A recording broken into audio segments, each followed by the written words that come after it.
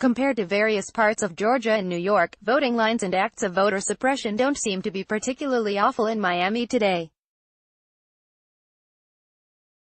But that doesn't mean people still aren't trying to screw some candidates at the last minute.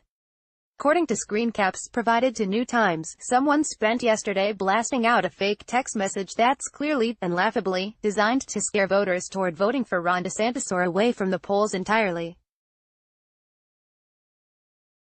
It's unclear how many people received the following message or where it came from, but it certainly raises questions that won't be answered until after Election Day. Contacted by New Times, both the Gillum campaign and Florida Democrats confirmed they had nothing to do with the text message. Nobody answered the number attached to the message when New Times called it. Here's how it read: "Hello, this is Phil from the Andrew Gillum campaign for Florida. He recently announced that he wants to end Stand Your Ground because it is a racist ideology and a way for white people to kill black people, and he will raise taxes on anyone making over $25,000 per year, an additional 10% out of their paycheck, and possibly a 38% sales tax to support public transportation. Can we count on your vote tomorrow for Mr. Gillum for governor?" But it's easy to deduce the text is a fake, especially because it's full of grammatical errors.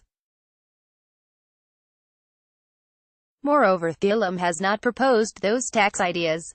More obvious, there is no income tax in Florida, so the idea that he would tax anyone making more than $25,000 per year at 10% of their income is insane. If that were true, it would be a huge deal for many people. But it's simply not true. The same goes for the 38% sales tax. Gillum has instead proposed raising the corporate tax rate from 5.5% to 7.75%, mostly to fund public education. Gillum has proposed ending Florida's Stand Your Ground, however, and has argued the law is racist. Such is the problem with text message-based campaigning, it's extremely difficult to determine the source of the messages or who's funding them. Campaign text messages are something of a new invention for this election cycle. Multiple news outlets have noted the flood of unsolicited texts that voters have received this year. But there is evidence that some countries have already had an actual fake news problem with text messaging apps. Brazil last month elected a right-wing lunatic, Jair Bolsonaro, as president. Bolsonaro has endorsed torture, the former Brazilian military dictatorship, and murdering his country's own civilians.